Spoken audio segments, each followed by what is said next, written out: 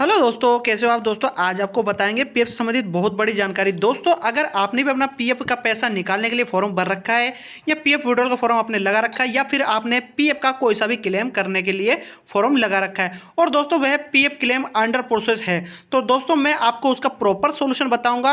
आपको पूरा बताऊंगा कि इस समय ईपीएफओ के जो डिपार्टमेंट है उसमें क्या आपका प्रोसेस चल रहा है, इस समय आपकी जो पेंडिंग की जो प्रक्रिया है वो कैसे चल रही है। बहुत दिनों से आपका पेंडिंग चल रहा है फॉर्म, तो उसी के बारे में बात करेंगे इस वीडियो में, पूरा बताऊंगा बारीकी से।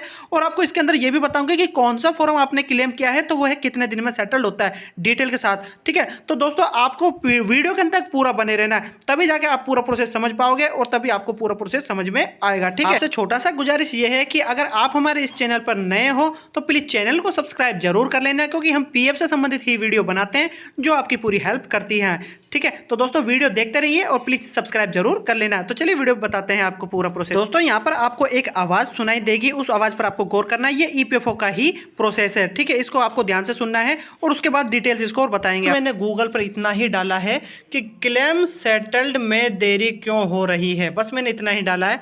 और अब आप सुनिए, एक वॉइस आपको सुनाई देगी और यहाँ पर देखिए, सुनना आप, है ना। TV9 भारतवर्ष के मुताबिक क्लेम सेटलमेंट में हो रही देरी। ईपीएफओ एक सीनियर अधिकारी ने कहा है कि काम का दबाव बढ़ गया है क्योंकि सॉफ्टवेयर अपडेशन के कारण कई तरह की दिक्कतें आ रही है, जिस कारण मैन्युअल काम करना पड़ रहा है। ठीक है, आपने एक वॉइस सुनी है और यहाँ पर आप गूगल का ये जो वॉइस होता है उसके अनुसार भी सुन सकते हो कि क्या हो रहा है उसमें। दोस्तों आपको यहाँ एक चार्ट के अनुसार मैं समझा रहा हूँ, वीडियो को ध्यान से देखना। ठीक है, ये आपके लिए बहुत इंपॉर्टेंट वीडियो। ठीक है, सर्विस स्टैंडर्ड्स जो होता है उसके अनुसार ये बताया गया है कि एक एग्जांपल के तौर पे यहाँ पर समझा रहा हूँ मैं आपको समझना है।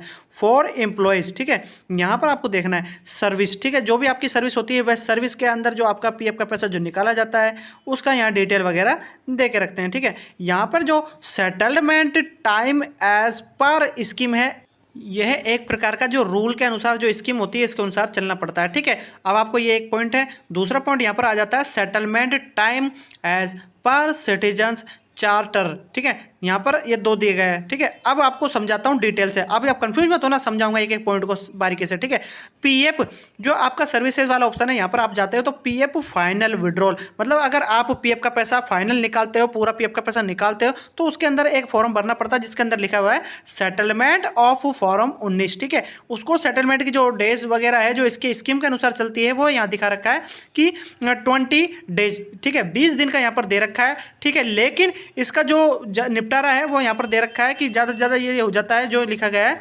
कि 7 वर्किंग डेज। ठीक है, ज़्यादा से ज़्यादा इसका जो निपटारा वो हो जाता है 7 वर्किंग डेज, ऐसा बोला गया है इधर। ठीक है, इसके अंदर PF illness advance settlement of form 31। ठीक है, अब आपको समझना इलनेस, क्योंकि एडवांस में भी अलग अलग प्रकार के पारा भरे जाते हैं। ठीक है, उसके अंदर आपको पारा सेलेक्ट करने होते हैं, तो एडवांस के अंदर जो दिया गया है विड्रॉल में यहाँ बताया गया है कि इलनेस एडवांस, क्या इलनेस, क्या बीमारी वगैरह का जो आपको पर्पज से निकालते हो, उसके अंदर बोला गया है कि 20 डेज एक डेट, वो जो स्कीम है स्कीम के अनुसार जो चलते हैं वह है 20 डेज। ठीक है, मतलब कि 20 दिन का यहाँ दे रखा है, लेकिन इसको जो सेटलमेंट वगैरह कर दिया जाता है तो यहाँ पर दे रखा है कि 3 वर्किंग डेज। ठीक है, क्लियर।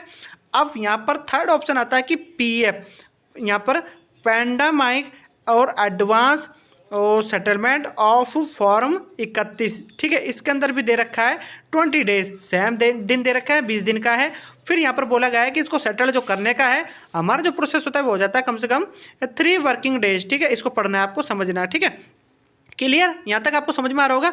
अब यहाँ पर चौथा पॉइंट आता है कि part withdrawal settlement of form 31, ये भी 20 डेज का है, लेकिन जो इसका सेटल्ड का है वो 7 वर्किंग डेज का है। ठीक है, यहाँ क्लियर।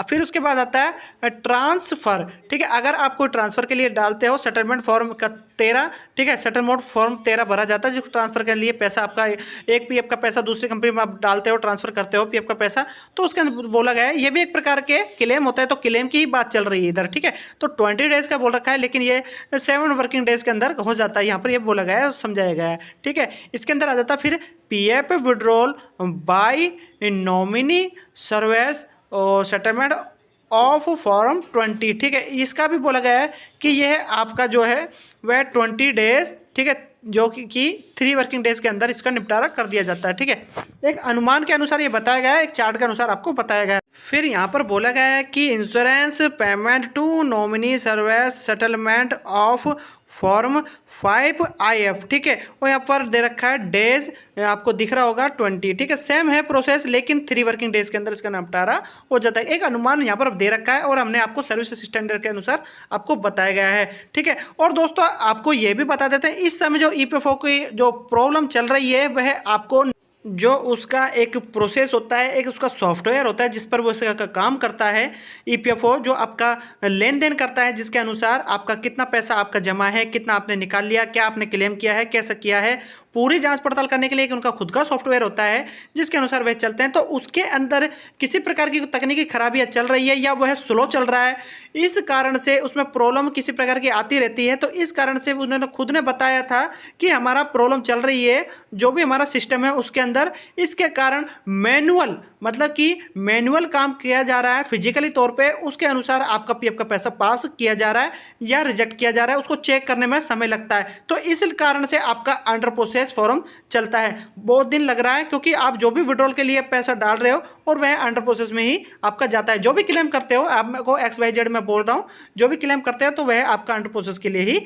जा रहा है। तो समय अंतराल इसलिए आपका ज़्यादा लग रहा है। और यहाँ पर आपको डिटेल के साथ मैंने एक वीडियो भी बनाया था प्रॉपर, और आप यहाँ थंबनेल के अनुसार भी देख सकते हो। इस वीडियो को आप जाके देख लेना, जिसके अंदर अलग अलग न्यूज़ों के द्वारा जो भी न्यूज़ होती है सोशल मीडिया के अनुसार बताया गया है, डिटेल से समझाया गया है कि EPFO का जो सर्वर है उसमें क्या गड़बड़ी चल रही है और किस प्रकार से वह काम कर रहा है, ठीक है। और वो जो लेट हो रहा है आपका क्लेम जो भी आपने कर रखा है, तो अंडर प्रोसेस क्यों चल रहा है, उसमें खुद EPFO ने यह बताया। मैंने एक आपको वॉइस भी सुनाई थी गूगल का, जिसके अनुसार आप इसको भी समझ भी गए होंगे। तो आशा करता हूँ दोस्तों इस वीडियो के माध्यम से आपको मैंने पूरा प्रोसेस बता दिया है, और इसके अनुसार आपका जो क्लेम सेटल वगैरह होता है वो डेज के अनुसार भी मैंने डिटेल से समझा दिया। तो दोस्तों कैसा लगा मेरी वीडियो? अगर मेरी वीडियो आपको पसंद आए तो लाइक करें, आगे शेयर करें, और PF से संबंधित हर जानकारी पाने के लिए मेरा चैनल सब्सक्राइब करना ना भूलें। धन्यवाद।